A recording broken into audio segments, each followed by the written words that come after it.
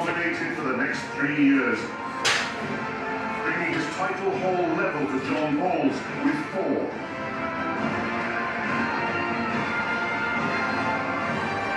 As we edge towards the new millennium, the Nordic countries continued their decade of dominance. Finland's Jaakko Ahola became a double champion. Magnus Samuelsson's victory in Morocco brought the level of strongman popularity in Scandinavia to an all-time high.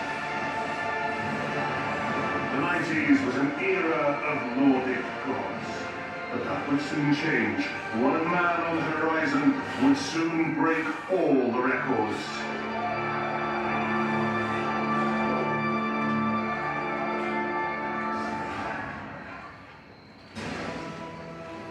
Pudzianowski, 5 world titles. I'll tell you what, elephant carry, he would have loved this event. 200 kilos, he could carry it the furthest, and he was certainly jet-propelled. Bob Kenny, 63.5 metres leads, ahead of Johan Elst. Actually there, the man in pole position.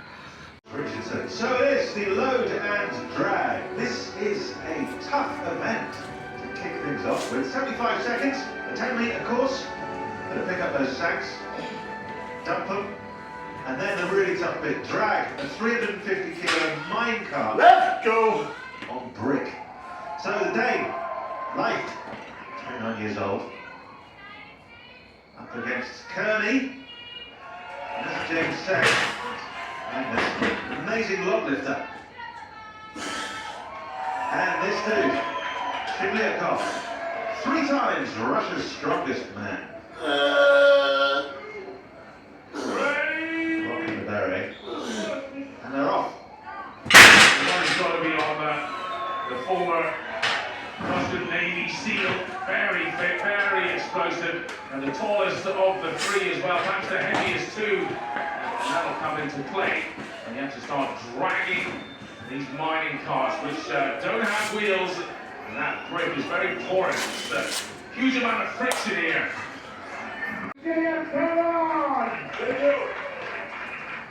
And we'll meet again. Carroll, he really was the class of this group, though. I think if anyone was going to go on to the podium, you'd have to say Carroll for what we've seen. But Loz, he fought back from a terrible start. Speaking of big loss, AK Lawrence, how are you feeling? Because you've had, injuries, you've played with injuries over the years. You came back this year as Europe's strongest man. Can you be world's strongest man? Yeah, I've had a, from last year where I pretty much, was done with it. I've come back and had a really good year. Obviously, winning Europe's strongest man, I really wanted to make the final, and I'll be prepared to fight as hard as I can. Maybe myself with a couple of mistakes, but the events that we have in the final I've done well at. Me and JF both probably feel like we're fairly fresh as well, which is nice, because sometimes when you hit the final, you're already battered from the heats again, so it's nice to be in a... You feel like you could qualify? Yeah, of course I think I can. I was hoping to close the gap on Lawrence here, and I did. 1.5 points is nothing, and anything can happen. It's double points in the stone, so we see what happens. Indeed we will. While Light finally comes out of the shadows, that second spot for Ari could prove huge, with Lawrence performing so badly in this event, just 2 reps and picking up 1 point. After 5 events of 6, Caron now is 7 points clear, and the real battle is behind him for the other qualifying spot. Lawrence has it for now, but with double points available on the stones and Light within striking distance too, will be feeling anything but secure.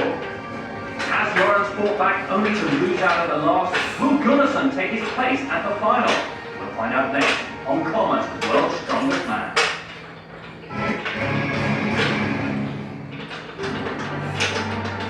Welcome back to Bob Squire. Tension is high in each all of the Commerce world's strongest man as we prepare to assign the 2 qualifying spots for the grand final. The last test is a critical one. Let's join our commentary team of Colin Bryce and first Danny Wallace. Thanks, James. The outer stones then. 60 seconds to raise 5 stones onto those platforms. Points doubled in this event. Yeah, that was a real low moment for me on the North Camera.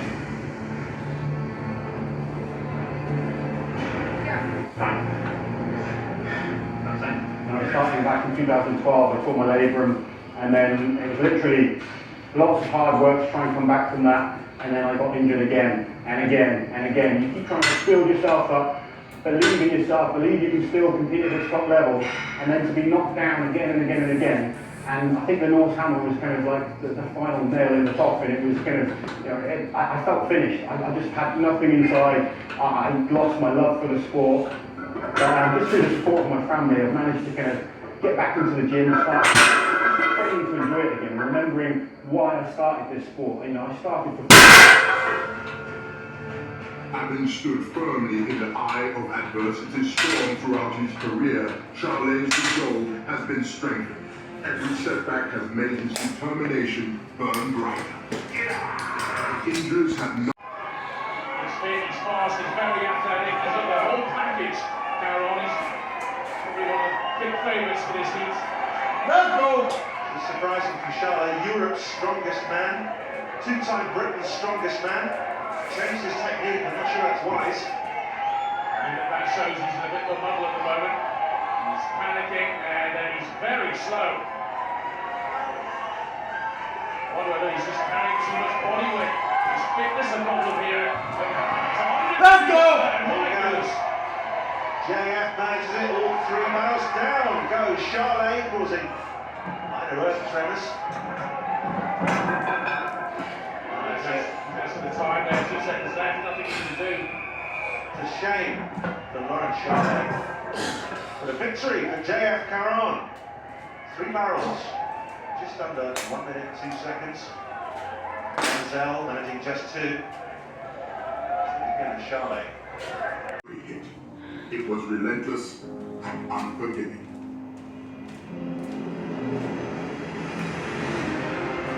But every setback made him stronger. Each time he fell, he rose. Now, nothing can hold him back. During the darkest moment in his career when he almost threw in the towel, that was enough to drive him off. Charles enters Botswana with a burning reputation